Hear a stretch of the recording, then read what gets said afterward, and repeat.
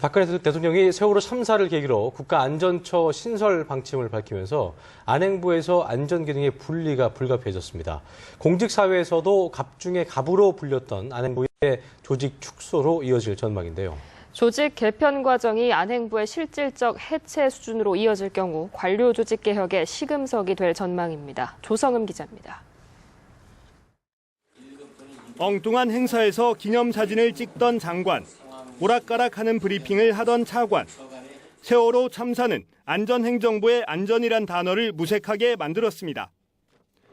결국 박근혜 대통령은 새로운 재난안전 컨트롤 타워로서 국가안전처를 신설하기로 했습니다.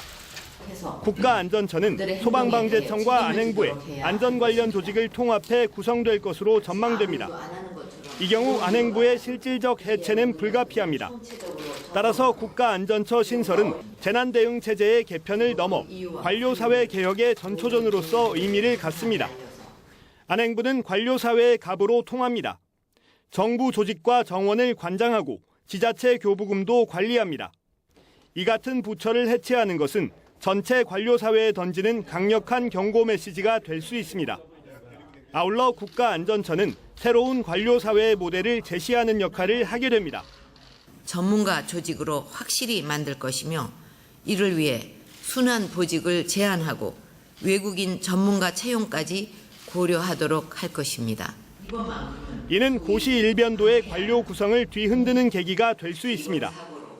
결국 국가안전처의 구성 과정은 상당 폭의 인적 쇄신과 조직 개편에 따른 충격이 불가피합니다.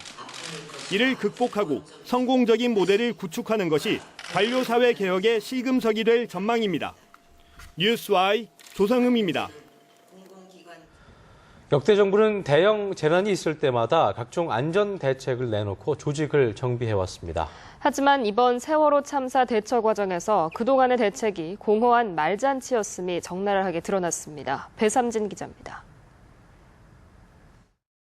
승선 인원의 철저한 확인과 승선 인원 통제가 있어야 했다. 감독을 소홀히 한 당국의 과실이 크다. 세월호 참사가 아니라 1993년 서해회리호 사건 백서 내용입니다. 그만큼 두 사고는 너무나도 닮았습니다. 역대 정부는 사고 때마다 각종 대책을 쏟아냈습니다.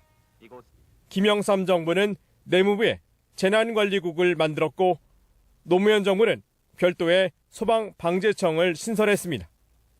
박근혜 정부는 행정안전부를 안전행정부로 개명했습니다. 하지만 20년이 지나도 변한 건 없었습니다.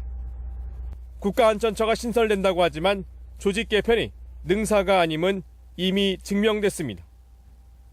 전문가들은 정부 재난 매뉴얼에 대수술이 필요하다고 제안하고 있습니다. 현재 정부가 보유한 재난 매뉴얼은 무려 3,200개가 넘지만 사고 발생 초기 구체적인 행동 지침은 없는 경우가 대부분이었습니다.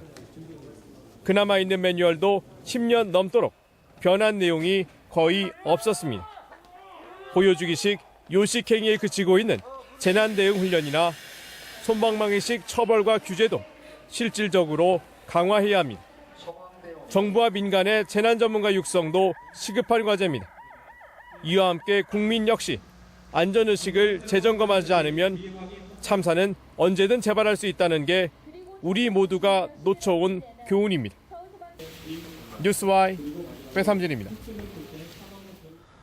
이번 세월호 참사 직후 우리의 재난 대응 체제는 우왕좌왕하다 못해 무기력했습니다.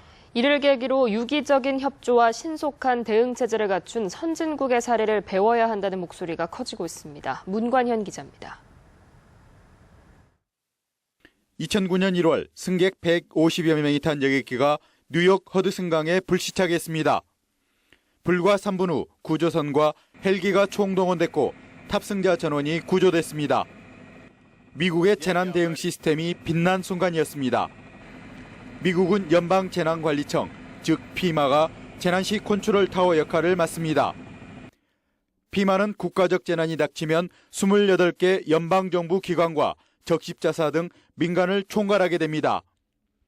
재난 대응뿐만 아니라 평상시 예방 및 관리 업무까지 포괄하고 있어 자체 연구소와 교육기관까지 보유하고 있습니다. 현장 중심의 구조 과정도 주목할 부분입니다.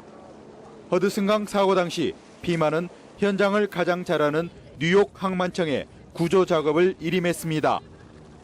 영국은 해양 사고 발생 시 해난 구조관리 대표부가 모든 상황을 통솔합니다. 선박 구조관리 대표부는 유사시 대응의 전 과정을 독자적으로 결정하며 정부 당국은 이 과정에 전혀 개입할 수 없습니다. 이 같은 단일 지휘 체계를 통해 영국은 2007년 컨테이너선 나폴리호의 침수 사고 당시 대형 해양 오염 사고를 막을 수 있었습니다.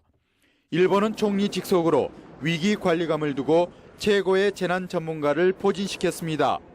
아울러 재난 유형과 단계별로 책임 부서와 대처 요령을 꼼꼼히 정리하고 반복 훈련을 통해 이를 숙지하고 보완하고 있습니다.